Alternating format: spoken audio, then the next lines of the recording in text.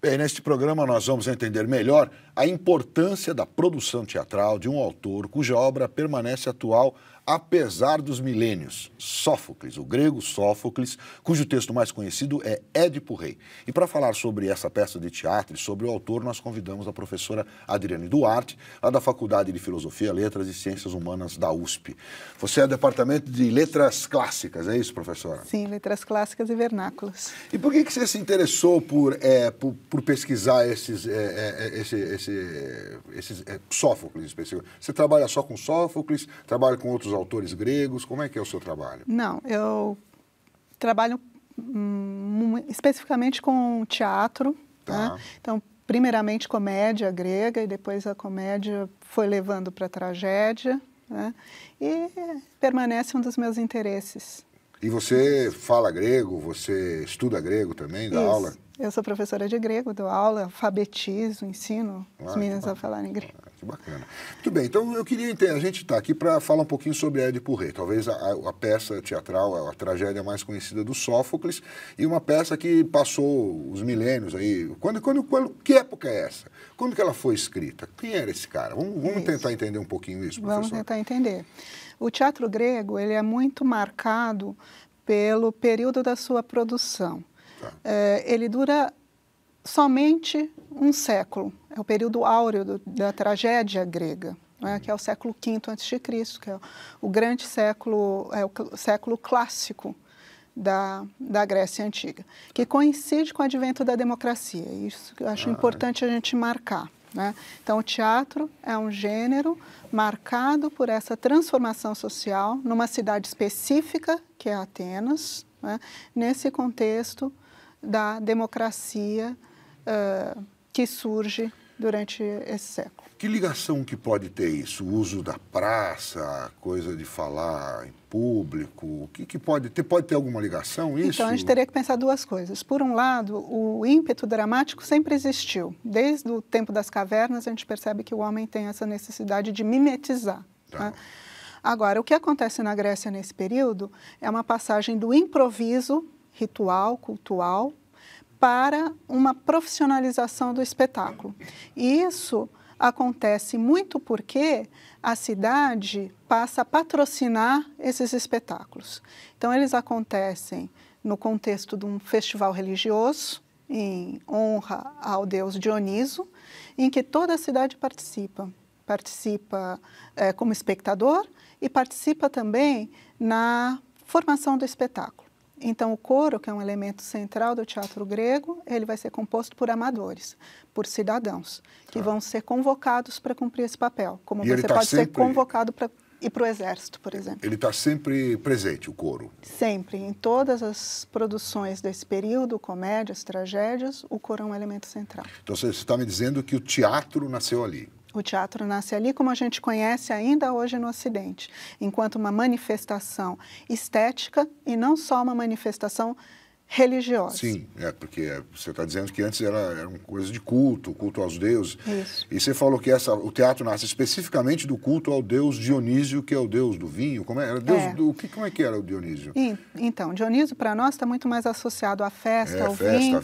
Mas, por outro lado, tanto a música quanto o culto apontam para o transe, para essa necessidade de você abandonar o seu presente imediato e buscar uma comunhão maior com o cosmo, com o universo, portanto, sair da sua identidade social estabelecida. Então, no mito de Dioniso, por exemplo, as mulheres se rebelam, as bacantes, as seguidoras do deus, abandonam suas tarefas cotidianas, suas famílias e vão para as florestas celebrar a natureza, celebrar, não é? Buscar um regresso a uma vida mais simples e primitiva.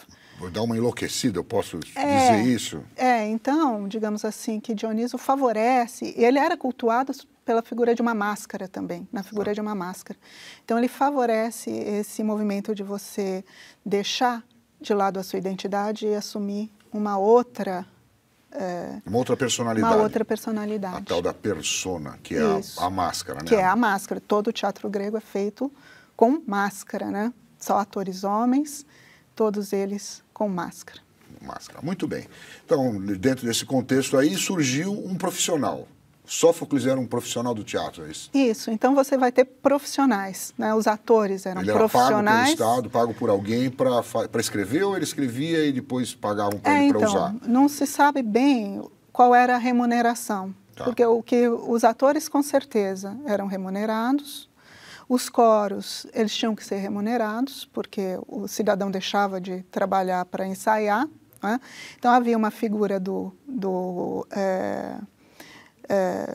um cidadão encarregado da produção teatral, um cidadão rico, né, que custeava esses ensaios. Agora, o poeta a gente não sabe muito bem, porque o poeta ele é um igual entre os cidadãos.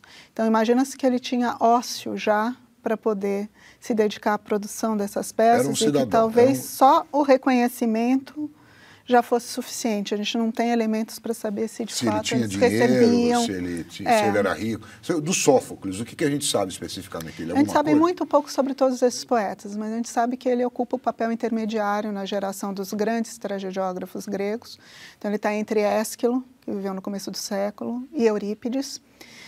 Apesar disso, ele morre no mesmo ano de Eurípides, praticamente no final da Guerra do Peloponeso. E a gente sabe que ele gozou de um prestígio, né, que nenhum dos outros gozou enquanto vivo, né? Então, ele exerce cargos importantes na cidade. O Sófocles? O Sófocles. Né? E ele, depois de morto, recebe culto como um herói, né? Então, é uma reputação que ele constrói já enquanto vivo, sem paralelo, quando a gente olha para os outros. Para os outros. Nem o Ésquilo teve essas exéquias, essas... Não, embora o Ésquilo, no período em que Sófocles morre, já fosse considerado um autor clássico, digamos assim, né? Enquanto vivo, ele não parece ter gozado do mesmo prestígio que Sófocles gozou. Será que por conta do sucesso dos espetáculos? Eu tenho a impressão que os espetáculos, pelo que a gente sabe das fontes antigas, ele nunca recebeu o terceiro e o último lugar. 3 tragédias só concorriam em cada festival. Quando ele não tirava o primeiro, ele tirava o segundo. Então, é claro que as peças eram bem recebidas. Sim, né? entendo. Mas eu acho que advém muito dessa autoridade que ele tinha moral sobre a cidade, ao que parece. Muito interessante. Aí a gente chegou... Bom, Édipo Rei é uma peça celebrada, sei lá, desde que a gente começa a ler, a gente sabe disso, né? Tanto que Freud escreveu sobre ela, fez tratados sobre ela, muitas pessoas falam sobre essa peça de teatro.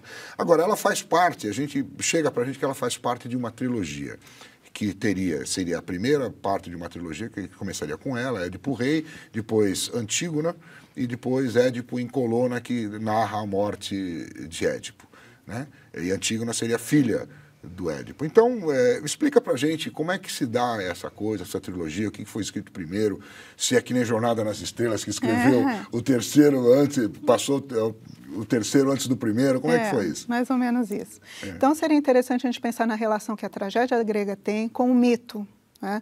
O mito é algo muito maior, são histórias tradicionais de cunho anônimo, coletivo, né, que falam da relação entre os homens e os deuses e que fornecem a matéria-prima para toda a poesia grega, muito particularmente para esse teatro do século V, para a tragédia do século V. Então, todos os tragediógrafos, enfim, exploravam esse grande arsenal do mito. Sófocles não foi o único a escrever sobre o Édipo e a sua família, todos os outros compuseram inúmeras peças sobre isso, não só esses que eu mencionei, que são os que ficaram, mas outros que desapareceram. E o que acontece é que a peça do Sófocles foi a que ficou e foi a que marcou. Então, o mito de Édipo é um mito anterior a Sófocles. Sim. Já lá em Homero, você já tem, na Odisseia, na Ilíada, você já tem menções a Édipo, né? Então, esse mito, ele é antigo, né? E ele era conhecido de todos os espectadores antes mesmo do poeta começar a tratar. Muito legal, isso é bem interessante. Quer dizer, esse mito do rapaz que era rei, que foi colocado fora e voltou, matou o pai, casou com a mãe, essa história é ancestral, vamos dizer assim. Isso. O que a gente sabe é que na Grécia você não tem uma ortodoxia religiosa.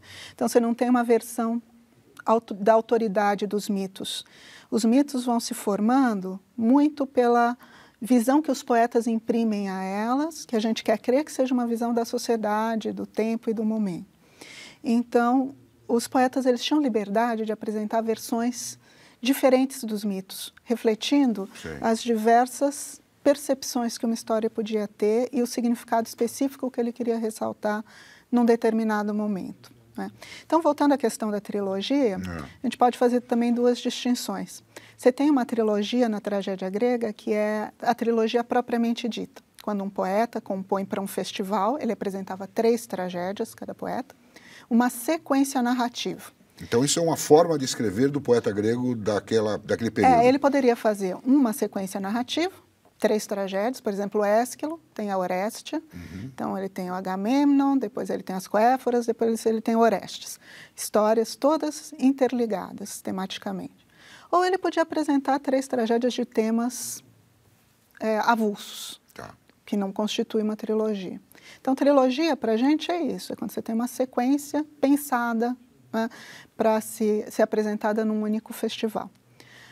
Quando a gente fala que o Édipo faz parte de uma trilogia, da trilogia tebana, a gente está pensando na sequência do mito, né? Então, no mito, você tem primeiro a história do Édipo, que é abandonado porque um oráculo diz que ele matará o pai, né? Que é criado como filho adotivo dos reis de Corinto, que desconfia da sua origem, vai consultar o oráculo e ouve que vai matar o pai, deitar-se com a mãe, que para fugir dessa sina toma o caminho contrário de Corinto e vai para Tebas, encontra um sujeito na estrada, mata esse sujeito, chega em Tebas, vence a esfinge, né? Desposa a rainha viúva como prêmio por sua coragem, e no fim descobre, depois de ter com ela filhos, descobre que era aquela criança fadada, né, para passar por todas essas vicissitudes. Então, Édipo seria a primeira história, depois você teria a sequência, o que aconteceu com os filhos de Édipo, muito particularmente com Antígone. Antígone e Ismênia tinha mais, não? 2 moços, Polinice e Eteocles, cuja inimizade vai ser tematizada num outro grupo de tragédias, que a gente tem, por exemplo, os 7 contra Tebas de Ésquilo, ou então as Fenícias do Eurípides, tratando da briga dos dois, que vai resultar na morte e que é o motivo da tragédia Antígone. Antígone começa isso, né? Um irmão mata o outro insepulto, e ela fica naquela história. Um é sepultado com honras, porque morre defendendo a cidade. Pelo tio, né? E o outro é deixado insepulto para as aves. Porque é traidor. Porque é traidor. E ela acha que ela tem que sepultar o irmão. Aí ela enfrenta o tio, que é o rei, é isso. Mas ainda na história de Édipo, Sófocles compôs, digamos assim, um último capítulo, que seria o Édipo em Colono, que dá conta da morte e da reabilitação do herói, não é? Purificado do miasma do incesto, né? Na própria Atenas, quando ele passa, então, a se tornar uma figura benfazeja para o povo, para a população ateniense que o recebe seu túmulo no final. Só para que as pessoas entendam, ele fura os olhos quando ele fica sabendo, ele cega a si mesmo, é isso? Então, na tragédia no Édipo Rei, sim. Ao final, ao perceber a verdade, quando a verdade vem à tona, Jocasta, que é a rainha, mãe e esposa de Édipo, se suicida por não poder suportar a verdade, né? A verdade. E ele, num movimento parecido, fura os próprios olhos, né? Na ideia de que ele não pode mais perceber os outros e, por sua vez, não quer também ser percebido, né? Que o olhar, então, faz esse duplo movimento para os gregos. Né? E aí, Édipo em Colonas narra uma história parte dele... em exílio. A história dele segue. Parte em exílio de Tebas. E nesse exílio ele é recusado por todas as cidades que ele chega, que tem medo de um contágio, né, dada essa maldição. E quando ele chega em Atenas, finalmente ele vai ser aceito para morrer, né? Encontrar uma terra para morrer num distrito próximo à cidade, que é Colono, Né? É colono ou colona? Eu já vi as duas traduções. Colono. Colono. E lá ele, então, encerra esse período de provação e de sofrimento. Né? Tá. Esse é o mito do Édipo que o Sófocles relatou. Muito bem. E o livro? Por que um livro desse, uma peça de teatro dessa, sobrevive 1.500 anos? Não, 2.000 2.500 anos. 2.400 e lá, né? Isso. Então, a gente tem que pensar que, por um lado, isso se deve às próprias qualidades do texto trágico. Né? Tá. Então, é claro que uma série de eventos influíram na preservação do corpus que a gente tem, que é muito pequeno. Por exemplo, de Sófocles, restaram 7 tragédias, das cerca de 90 que se acredita que ele tenha composto. Né? Se a gente for estender isso a todos os poetas que compuseram tragédias naquele período, é um corpus gigante para que a gente tenha hoje cerca de 30 tragédias restantes. É tudo que restou de tragédia? É tudo que restou. Né? Então, eu acredito que, apesar dos azares da preservação, coisas que pegam fogo e que você não pôde evitar, as que ficaram por conta da qualidade realmente desse texto, que foi copiado, né, por diversas e diversas gerações que quiseram preservar esse monumento. Então, eu acho que tem um lado que é o da poesia, do valor da poesia. Agora, o Édipo especificamente, por que ela é uma peça, como você disse no começo, não só emblemática do teatro grego, mas emblemática do teatro ocidental? Porque o Édipo ainda hoje... É representado hoje, fazem filmes, coisas novelas, recentes, novelas. Vocês fizeram novelas, é um arquétipo. E por quê? É gozado porque o Édipo, para nós, parece uma figura absolutamente marginal. Né? Se eu perguntar a você, quem você conhece, né, que foi abandonado para morrer em criança, que matou o pai, que casou com a mãe, que é pai e irmão dos próprios filhos? Você vai falar ninguém. Né? Isso não existe. Não conhece. Como é que eu vou me identificar com uma figura assim? No entanto, o coro da tragédia vai chamar a atenção para que a trajetória do Édipo é uma trajetória paradoxal. Né?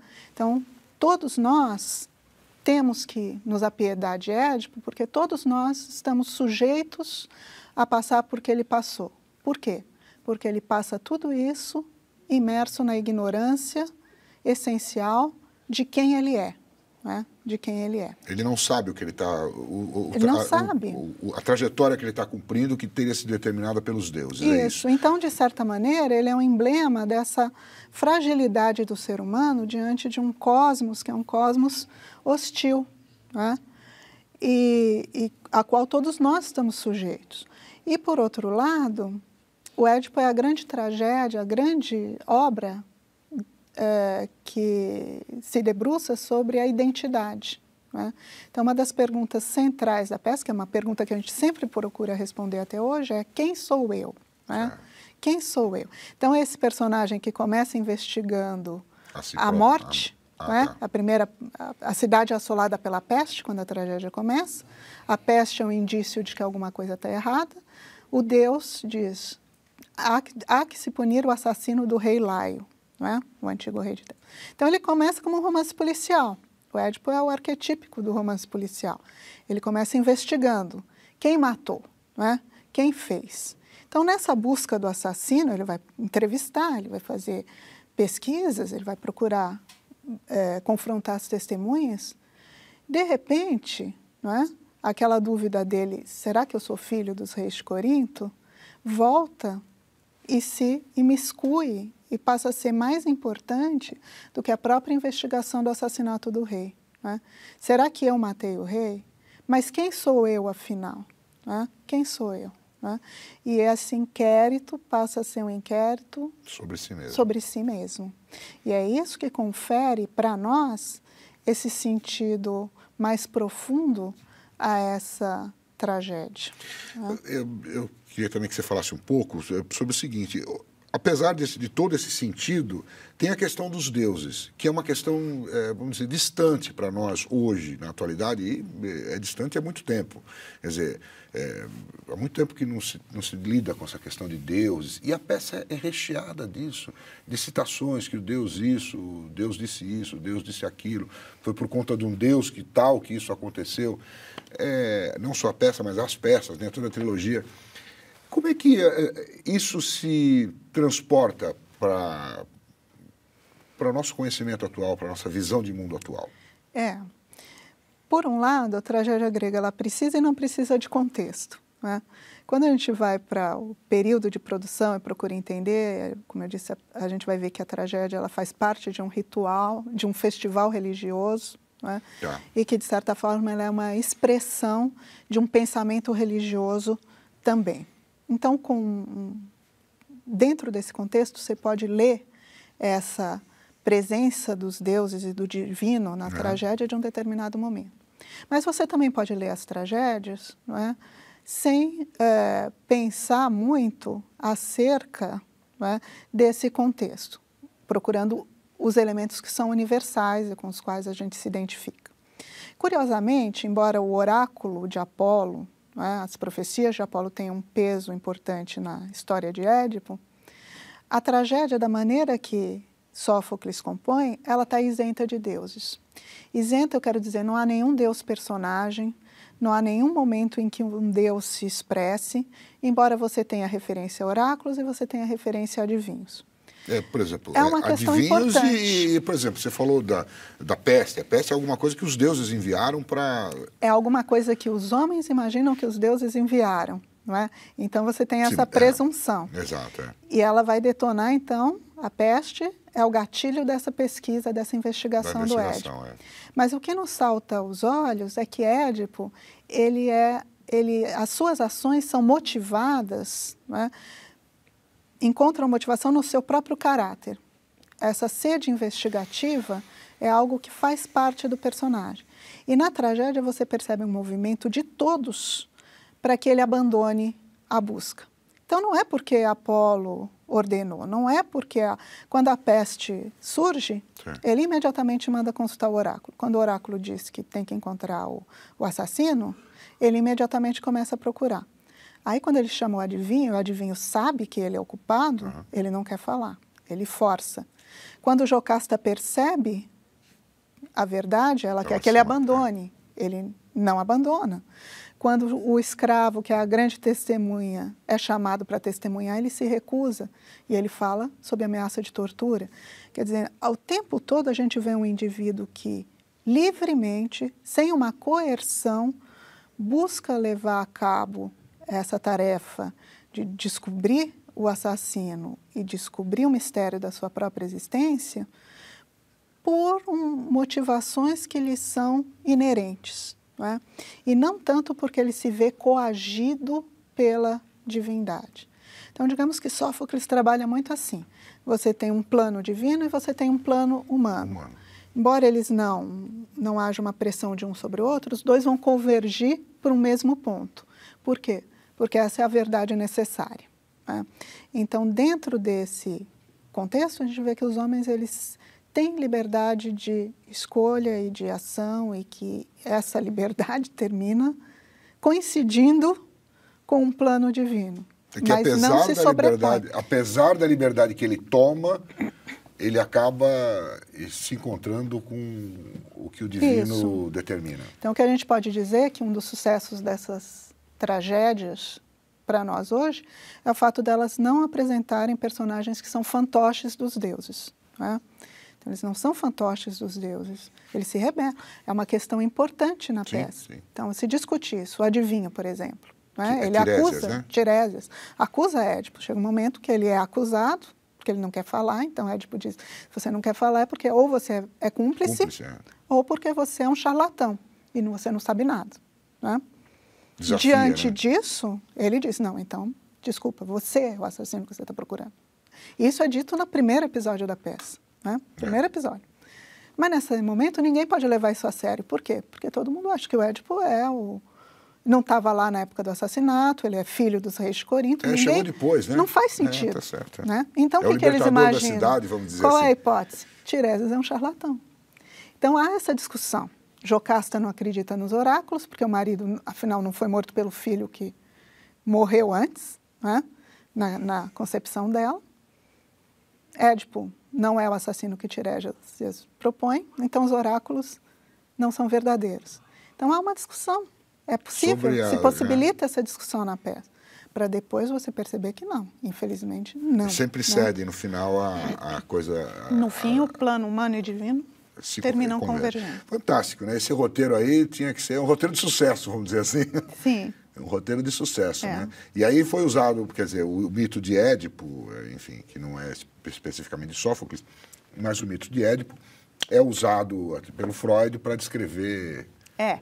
O Freud, quando ele cria um novo mito de Édipo. Exatamente. Então, é quando ele tira o Édipo do palco e deita no divã. Né? Termina que o Édipo se torna uma figura emblemática, né?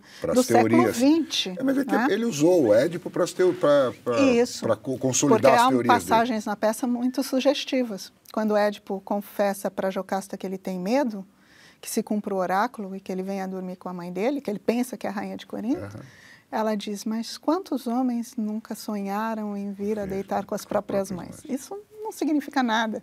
Então, quer dizer, esse desejo, né, ele já é tematizado na própria tragédia. Não é? Fantástico. Quer dizer, é um texto super atual. Professora, aí tradução, hein? Você trouxe aqui dois exemplos, eu queria ver se a gente podia mostrar. É uma peça aqui. muito traduzida e vai continuar sendo traduzida, pelo menos a cada geração. Isso. Então, nós temos várias traduções no Brasil. Uma tradução que já está no mercado há muito tempo, que é a do Mário da Gama Cury. Esse aqui? Editado pela Zaha, que vai ser reeditada brevemente num volume dedicado à apresentação do teatro grego. Tá. Então, a gente vai ter lá o Ésquilo, o Prometeu do Ésquilo, o Édipo, do Sófocles, e do Eurípides, a Medeia, e as nuvens do Aristófanes. Então, essa edição aqui, ela não existe mais, a trilogia tebana. Mas, em breve, o Édipo vai sair nessa mesma tradução. E é uma tradução mais acessível. Sim, mas aí leitor iniciante. Quer dizer, você não tem esta edição da trilogia, mas você tem outras edições do Mário Gama, é isso? E especialmente do Édipo, uma edição nova, revista, com uma série de aparatos, que deve sair ainda esse ano. Tá. E é uma tradução mais acessível para o leitor iniciante. Que não é tão castiça, assim, né? Não sai... Isso. Que não segue, por exemplo, métrica, não segue... Ele até segue. Ele até busca traduzir observando o decassílabo. Né? Mas, digamos, são versos em decassílabo, né? Só para a gente explicar. Tem rima não, em grego? Em grego não tem rima e não é decassílabo. É um composto de vários metros, o coro se exprime em metros variados e os diálogos são numa espécie de trímetro.